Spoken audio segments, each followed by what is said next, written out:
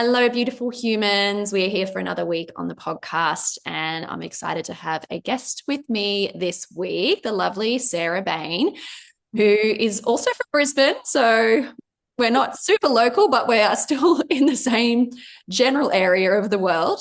And Sarah is an anxiety educator who has a wealth of knowledge around raising mindful kids in a chaotic world, which is what we're going to be speaking to today. So, welcome, Sarah. I'm so happy to have you here. I'm glad we can connect.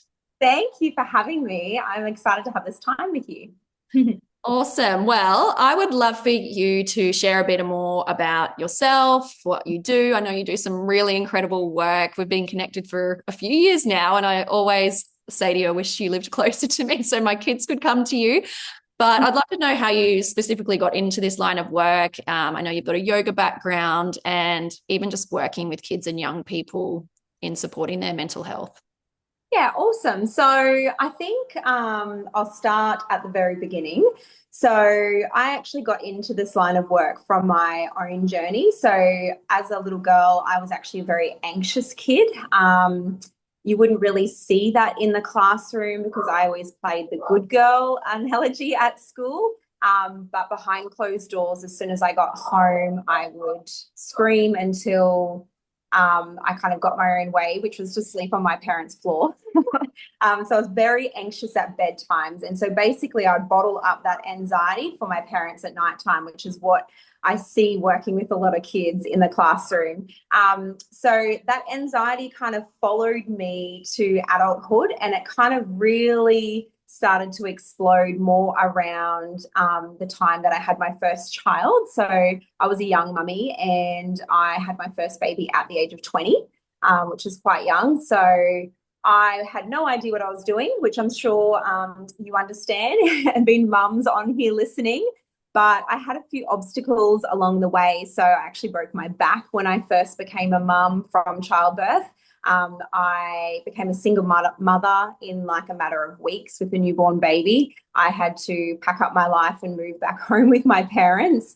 So anxiety became something I would go to sleep with, and it would be something that I would feel as soon as I would wake up in the morning.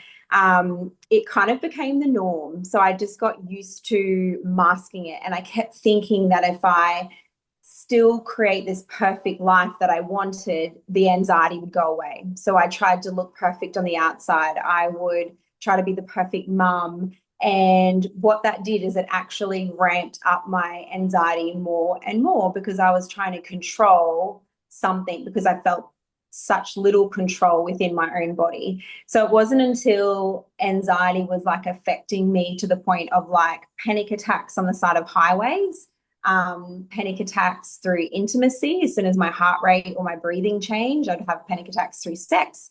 I would have panic attacks when I was just making my kids lunch. And I would do what everyone said to do. I went and took the medication and I went and spent hours at a psychologist practice and just really walked away with crying and feeling worse about myself and feeling like I'd really failed as a mum, like I should have my life and have my shit all together. And it wasn't until my very last panic attack, which I quite openly share on social media now, took me many years to share, but I was making lunch for my daughters and I started to feel this overwhelming feeling of pins or needles in my mouth, in my tongue, and to the point where I actually lost my speech. I didn't know what to do because I literally had like a little toddler and then I had like a 5-year-old. We were really close with our neighbors at the time. And so I went over to my neighbor's house and I couldn't verbally speak. So I had to like point to my mouth as if to say, like something's wrong with me.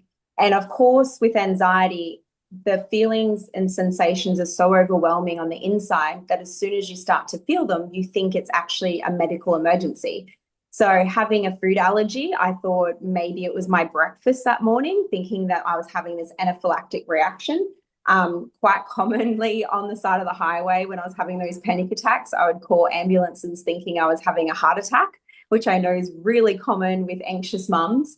My neighbors they didn't know what to do, so they rushed me to the doctors. The doctors had no idea what was wrong with me. The anxiety, the panic episode was getting worse, and I kind of looked like a person who was on drugs. I was jumping around on the bed trying to communicate, but I couldn't say anything because it was all happening internally. So I literally couldn't get the words out, to the point where they didn't know what to do with me. They didn't know whether to jab me with adrenaline or to like sedate me because I was like out of control, which wasn't normal behavior.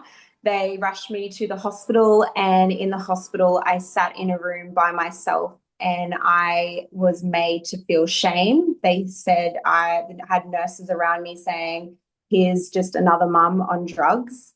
I felt very belittled. I had no one around me and I couldn't actually defend myself. And it was probably the best panic attack out of all of them because it was that defining moment. Like I needed something big to go, what do I need to do to change? Because the tablets aren't working. The psychologist like appointments aren't doing anything. I'm feeling worse with them. And it was that next day I went to my GP and I said, just tell me, like I begged. I was like, what do I need to do? And he kind of closed his books and he spoke and talked to me like a human and actually said to me, have you ever tried yoga? Which is not really something common a GP will recommend you because they will always recommend you the pills. Mm. And kind of laughed and thought, how could yoga help my anxiety?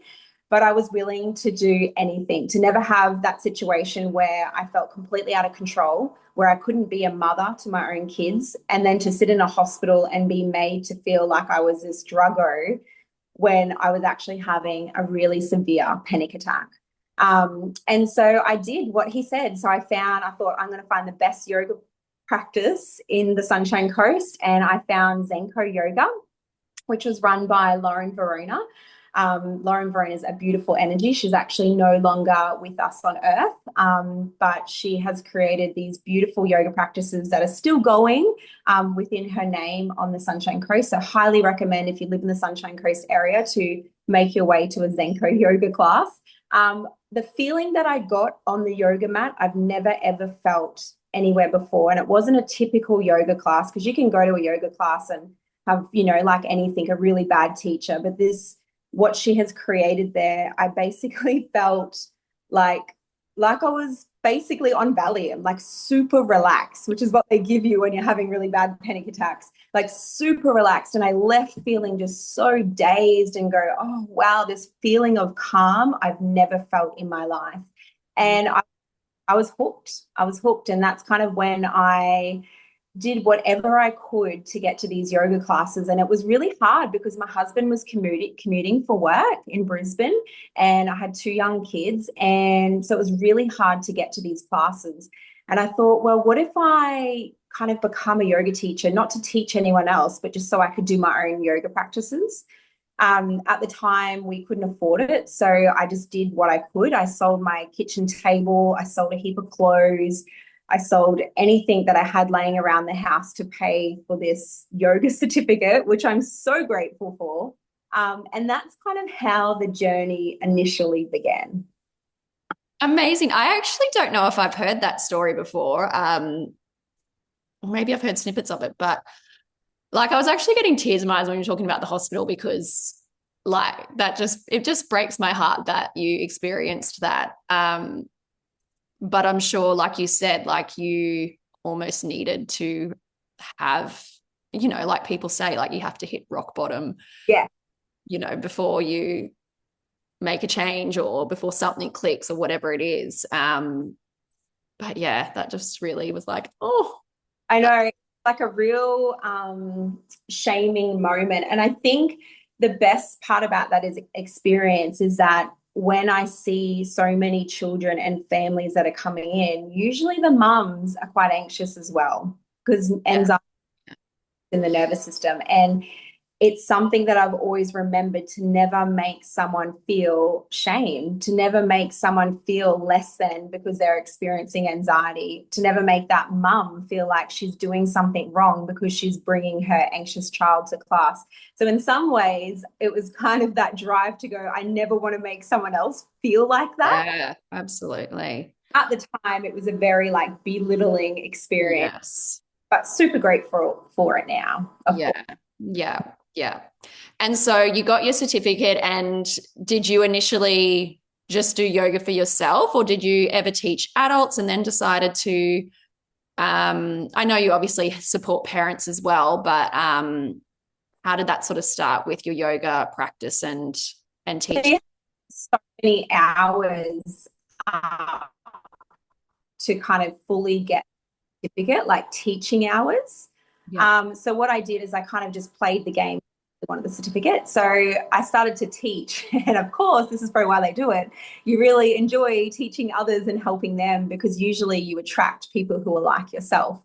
So Mm. usually I would attract a lot of even dads, but mums and older mums that was like, their mum would come to a classroom. And that's kind of how it started. And then I kind of went into, well, I'll keep teaching adults because, it's only fair to share with them this same feeling that I keep getting to experience. But what kind of really changed the game for me is when we went through COVID, which I think that's when we really connected. Yeah. Yeah. So super grateful for that. It was a good time. Everyone was online. But that's when I saw my own kids struggle. So my eldest daughter, she's 14 now, and she's very much like me. She's a really big energy. And usually with those big personalities comes a lot of emotions. And so when I was feeling a lot calmer within myself, but she would finish prep for the day, get in the car, and it would be meltdowns. It would be crying. It was holding all those emotions together at school. And I thought, well, what if I could start to help her with some of the yoga practices? So we had an abundance of time through COVID. So I started teaching both my little girls. My youngest one was only in kindy. So cute, by the way. Little kids, little downward dog. And what I realized really quickly is an adult practice is very different to how a child needs to be taught yoga. And with all that time on our hands, I went and did Cosmic Kids Yoga online. Oh, yeah. And I still have the video of the lady. I can't even remember her name now. That's really bad. But she's really, she's quite famous for kids in the classroom with yoga. What's her name? Do you know Cosmic Kids Yoga? I do know Cosmic Kids Yoga, but I have no idea what the woman's name is. But I still remember her saying, you would do great teaching kids yoga. And initially, I was still only wanting it for me and my own family. And I thought kind of, what could I call it? And that's when I decided the name of Yogitales. And she sent me this video back from the UK, and she's like, Yogitales is a great name. And I just kind of got this idea, if my kids are struggling and, having anxiety and big emotions at bedtime, what if it could help even just some of their friends?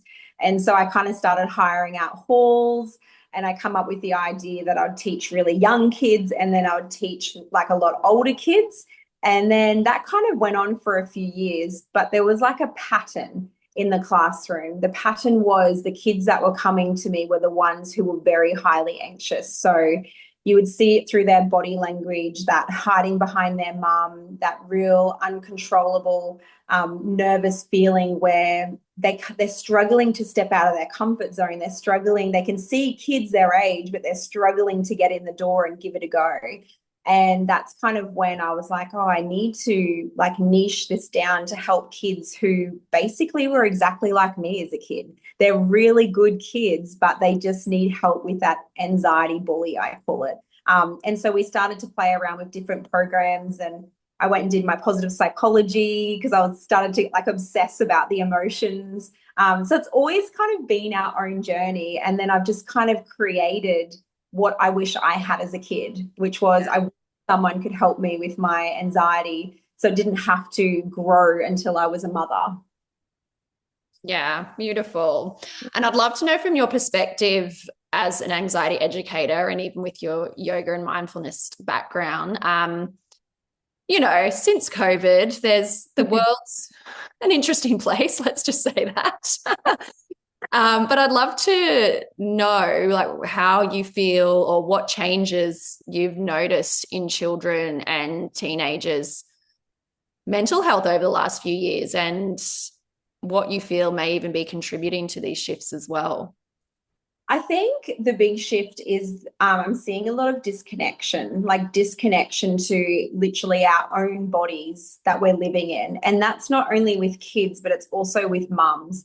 The more we take on mentally, the less space we have in our brain to actually just feel what we're feeling. So the first thing that we always do in, say, the Anxiety and Me program is actually not to run away from your emotion, but to, we call it Name It to Tame It, which is by Daniel Siegel. And that's turning towards the emotion and actually going, right now I'm feeling angry. Right now I'm feeling scared, and actually being like, that's okay. And so what we're seeing in the classroom a lot is this massive disconnection with their bodies. And if you think about it, it kind of makes sense. From a very young age, you will see kids in the trolleys and mummies are trying to get their groceries done because we're all just doing our best, by the way. Yeah, for sure. Okay, we know you're doing a great job. But what we do is we give our kids our phone because it distracts them and it keeps their mind preoccupied.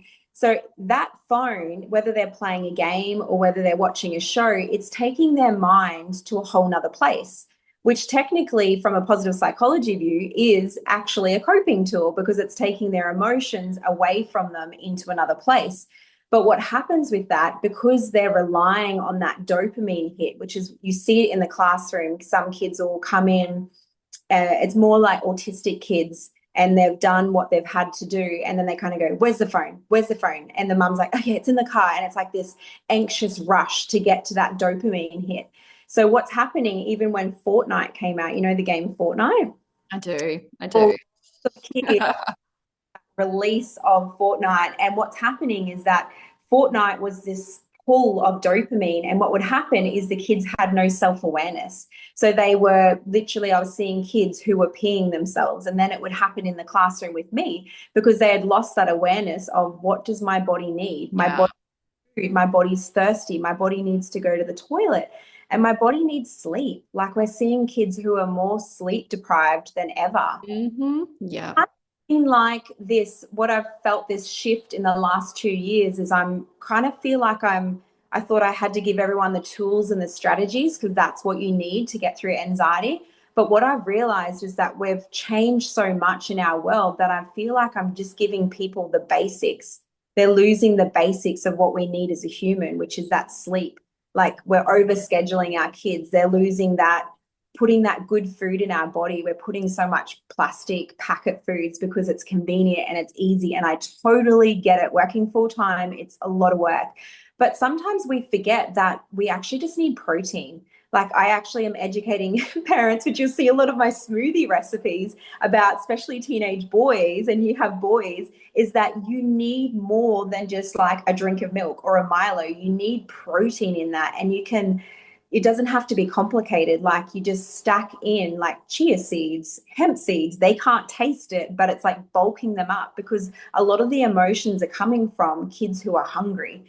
And they're like, but you had afternoon tea, you had two cookies and you had an apple, which is great, but there's no protein in it. So I realized this shift in the last 2 years with the more fast paced everyone's getting, we're forgetting about the basics. Yes. So much there.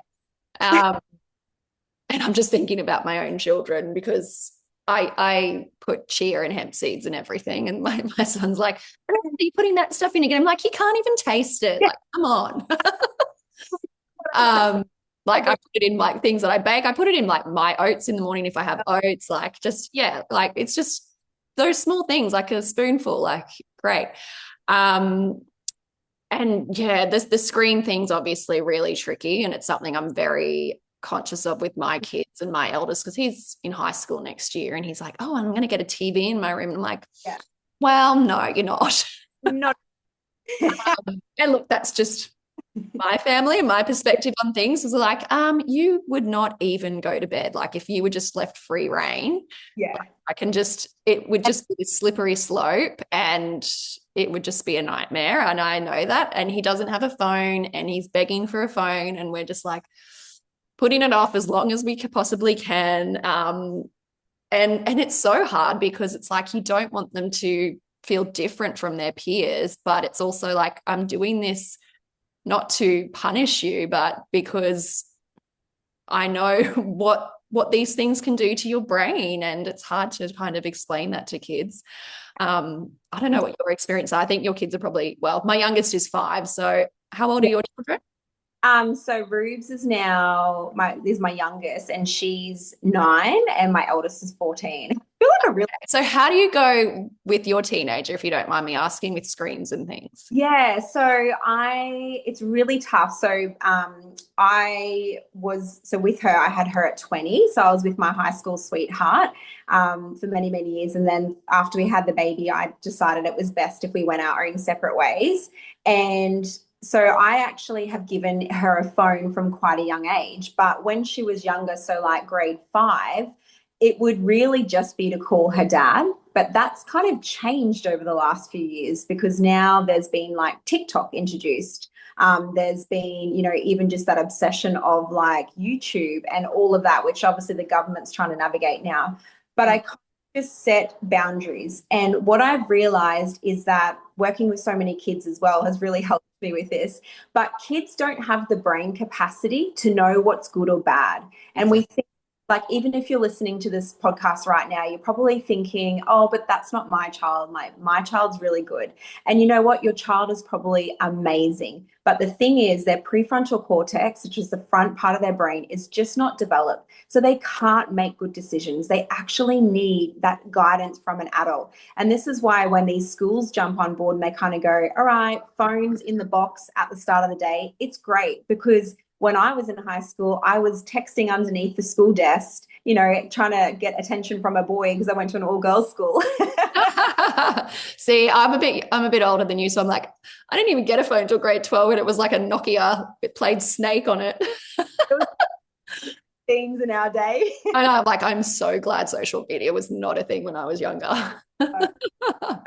Like, answer your question, what I've done as a parent is it's okay to go against the norms. When Yeah. I'm working with kids who are, say, raising boys like yourself, they kind of don't want their boys to miss out. So if they're doing video games, they're like, well, all their friends are doing it. Do you know what? It's okay if you have a boundary and it's like you've got 30 minutes and then it's off.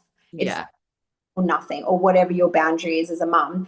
It's okay to go against the norm because what's happening is no one's doing that, which is kind of why we're in this mental health crisis because everyone's doing what every other family is doing. And it's kind of the same with Yogitales. Like, we're so niche because we're going against the norm. We're working on the body instead of just talking about your past and when did your anxiety start? Oh, you were 7 years old, like that kind of thing. So Yeah. it's set boundaries and go against the norm. If your child comes to you and they've got friendship issues, it's okay to pull back for a day and give them the day off so you can together like process what's going on rather than pushing them into this environment where they just don't have the tools. They don't have strategies. Teachers are burnt out, so they don't have the time or energy to even help your child. We think that teachers are there to do that kind of stuff. They're really not. It really comes back to the parents because teachers, like, we want them to teach, but we're sending our kids to school going, we want you to do their emotion stuff too, and make sure you sort out all their friendship things. Like, it's too much for the teachers. So it kind of brings it and it comes back onto the parent. So we have like a drawer in the house and we kind of go, all right, girls, you've got 40 minutes on your laptop so you can FaceTime your friends.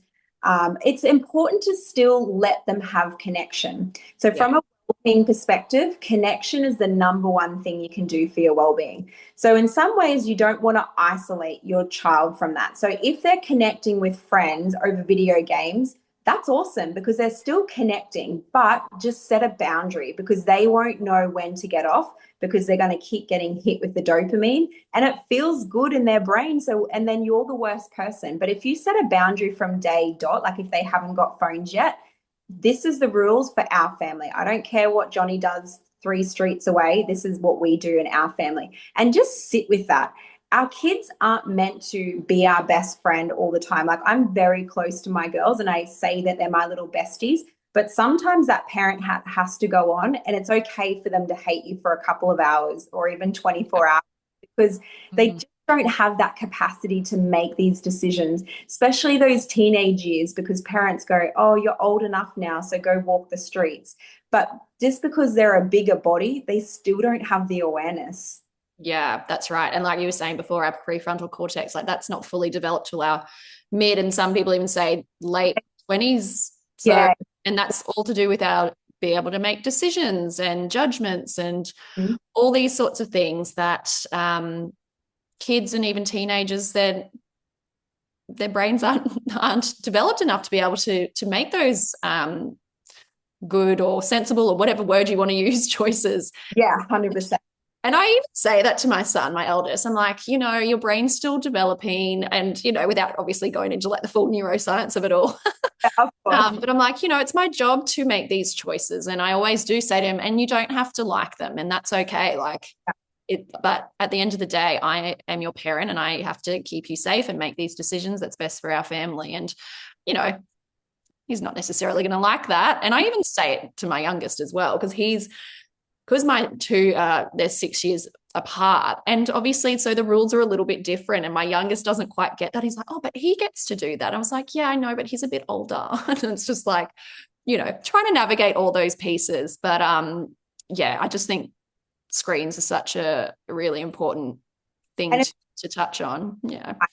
like going into high school, your son's probably going to have a laptop if he doesn't already.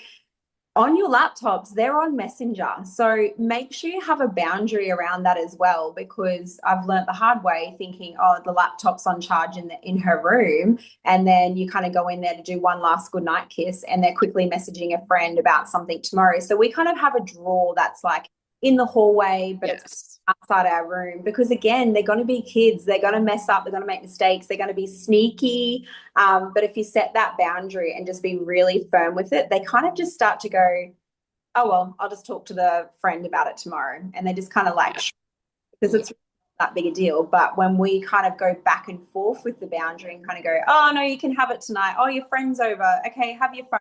Then they start to get that mixed message. But if we be firm from day dot, it just kind of sets that little boundary through. And that in itself, having those mixed messages can contribute to some of that anxiety too, right? Yes, 100%. Yeah. Yeah. So, what would be some signs that a child's anxiety might be more than just a phase, and they may need some extra support?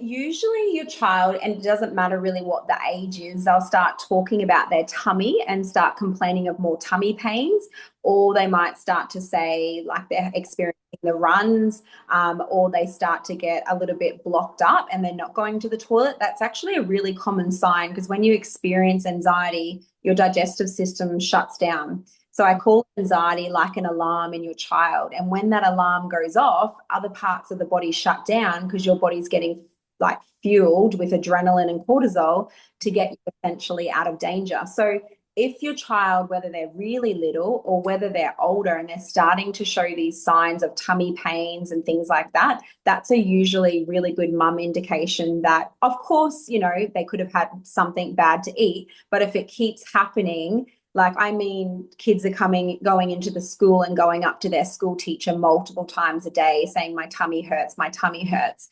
Other things that are really common is they start to pull back from activities. So if your son really loved footy and then all of a sudden he's like, I don't want to play this season, there's usually a reason. And sometimes that can be like self-esteem stuff. But self-esteem and not feeling like you're good enough can obviously cause anxiety. So there's usually a reason behind it. But if they start pulling back from things that used to bring them a lot of joy, that can be a little indication. Being afraid to just do normal everyday things like talk in front of the class. So we're getting a lot of results from kids with like school refusal, so wanting to go to school, essentially that goodbye to mummy or daddy or even someone else, a caretaker that's dropping your child off. So that, initially going into school, that's separation anxiety, but also just talking in front of people. This is kind of comes back to the screens. The more we kind of put a screen in front of our child all the time, we lose those communication skills. So to be talking in front of others can be a really fearful experience, but it's actually a really normal experience, because as humans, we're actually meant to connect. So in them saying, mummy, I don't want to go to school today. I'm meant to be presenting about, I don't know, why frogs jump. I don't know. So really example. But there's usually a reason, right? A lot of things that come through as well is school camp. School camp is a really big one. And it's because some parents, because we have this block around sleepovers, which is totally fine. I'm very much the same. But if your first sleepover for your child is school camp, that's huge. Like that's massive on their nervous system. That's like, and they've never gone to Nena's for the night. They've never gone to, their aunties for the night, and their first experience is school camp. This is a sign that your child's experiencing anxiety. And then they kind of beat themselves up because they hear about all the stories and they're missing out on these like childhood experiences. So basically thinking about anxiety as your child starting to refuse like everyday things, that's a sign that they're starting to like experience anxiety. Yeah, yeah. And I mean, I know my son didn't want to go to actually both years. They think they had grade 5 last year and 6 this year, and he didn't go to either. And I know it was because he does have separation anxiety. And I think also a lot of his friends weren't going this year, and that probably also was a contributor. But I know that that was such a big thing for him. And, it was so hard because I'm like, I don't want to force you to go. It's like it's trying to find that balance of like trying to encourage it, but also not wanting to push it. Yeah, and the best thing to do with that is just doing little exposure. So we kind of talk about like the green zone is that zone of emotions that make you feel good. So kind of getting them building like a wider green zone for them. So it doesn't have to be going to like a sleepover with like their friend if that makes a parent uncomfortable with safety boundaries and things, but it can be like experiencing just time away from the home with like someone else in your life that you really, really trust. So they can start to build a bigger green zone of, I went to this sleepover and I felt a bit nervous, and kind of giving them some tools of what I can do when I experience that nervousness at that sleepover. So then go to school camp and they kind of go, you're going to feel it. Like I say to kids that are going to like year 9 camp, which is just crazy. They're going to like Vanuatu for 2 weeks. And if you've never had a night away from mum and dad, like there's going to be some anxiety. And so giving them the tools for the moment, because your anxiety alarm is going to go off as soon as you're uncomfortable, as soon as you make a mistake, as soon as you fail, anything that starts to feel like change, the alarm goes off for all of us. And even just hunger, you know how everything's like set out with a school camp. So they're going to have moments where, you've got another 45 minutes and then it's lunchtime. So they're going to get hungry, which means the alarm goes off. So what can they do in the moment? So like building that little toolbox underneath them before they have these like big life experiences really helps. Yeah. And what would be one tool that you would recommend, something that if parents are wanting to or recognizing some of these signs in their kids and are wanting to support their emotional well-being, is there, I guess, a tool that you would typically recommend to most families? Yeah, so anxiety is making you think usually about the future. You start to build up this fear about what if this happens, or what if I forget all my underwear on school camp, or what if for girls, a real common one is what if I get my period for the first time at school camp? I remember as a mum, I was even worried about that for my own daughter. I'm like, what if she gets her period and she's got nothing in the bag ready? Like it starts like more that what if. So what can you do is you start to help your child and train their brain to come back to what is happening right now. So if you've got really young kids at bedtime, say, for example, a lot of kids usually feel anxious at bedtime. You could start to go, we're going to do our mindfulness tonight and we're going to play a game of I Spy, because if they're really little, they're going to love it and they get really excited about it. So if, say, last night they chose, you could do color I Spy or you could do object I Spy, because what you're essentially doing is if you play the game back and forth for 10 minutes, you've just practiced mindfulness with your child for 10 minutes because you've slowed down their brain enough to focus on what's happening right now. So essentially when they're at school camp, they can do a similar tool. What's happening right now? 5 things you can see, 4 things that you're already touching.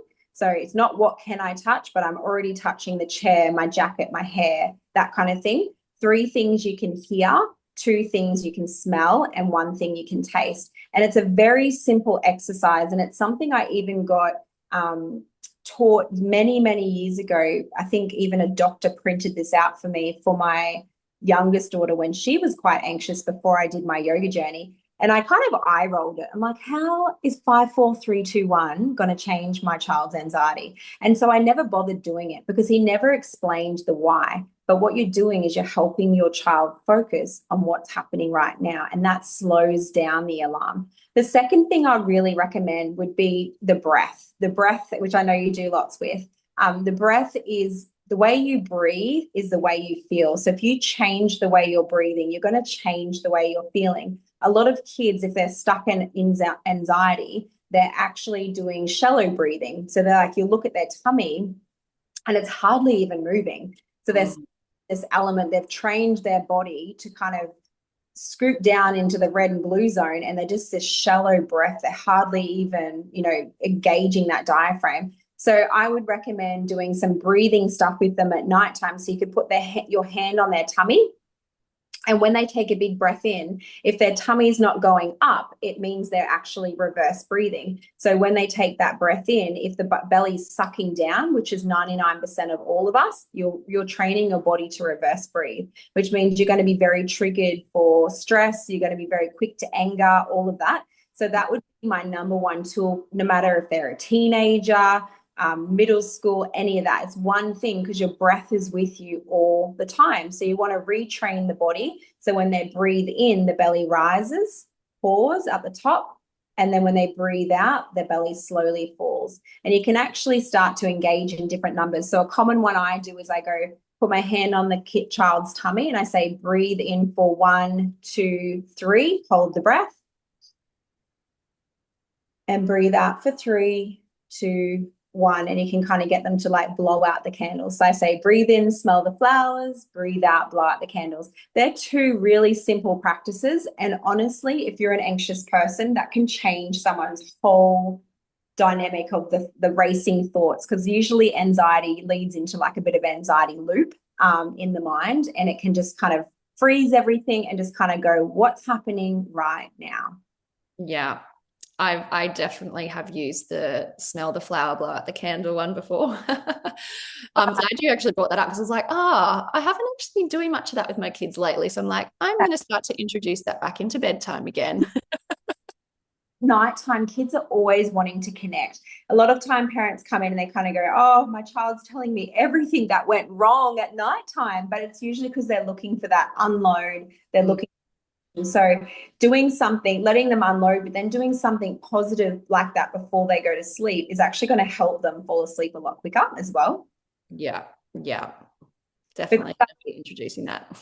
If we don't like introduce these tools when they feel good, when they need it, like when their school bus is arriving, they're about to head off to school camp, you can't expect a child that's practiced it once to go, all right, buddy, all the best, because it's going to go back to what it already knows, which is the old habits. So more extreme things as we're seeing like older kids, doing lots of biting, whether it's biting their lips, biting their arms when they're really anxious. A lot of older kids, we're seeing like the cutting in the classroom. Everyone has access to scissors and teachers are very busy. So the cutting is happening right underneath students and teachers' eyes. So teaching them from a young age how to cope with your emotions is honestly life-changing. And I just wish that I had it when I was a kid. But obviously I was meant to share it when I was older. Exactly. And I'm glad you touched on it. It's because it's the same with adults. You can't expect to do something once and then in the moment when you're stressed and overwhelmed to be able to access it, because that part of your brain goes offline and you just go into your fight, flight, or freeze mode. So it's the same with our kids, but their brains aren't actually fully developed yet. So it's getting them to practice it when they're already, when they're connecting with you and feeling safe as well. So that was really important to note on. So thank you for that. So I would love for you to let our listeners know if anyone's wanting to connect with you, or if they're local to Brisbane and wanting to work with you, how can they connect and get in touch?